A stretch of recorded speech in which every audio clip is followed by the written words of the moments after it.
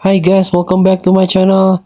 Today I'm going to show you how you can use the Gearus guide in Dokkan battle.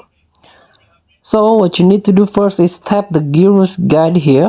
It's very useful if you are new player or returning player that's have been a long time didn't play this Dokkan Dragon Ball Z Dokkan battle game. So this is the growth.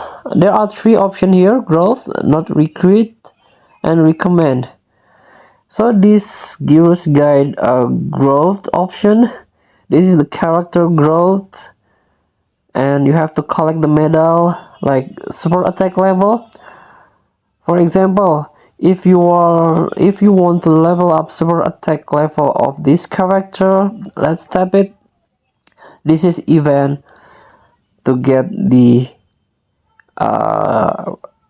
requirement like the medals, the character itself, and this is the awaken. If you didn't awake a unit, for example this unit, okay, you have to complete this medal.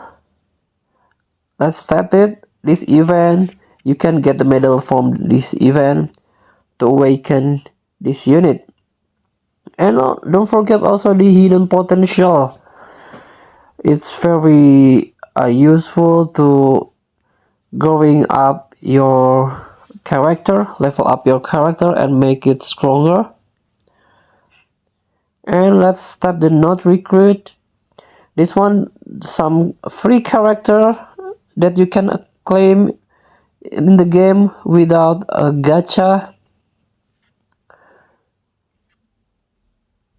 And this exchangeable character you can get from ultimate class event, and you can get treasure item and you can exchange in Baba shop.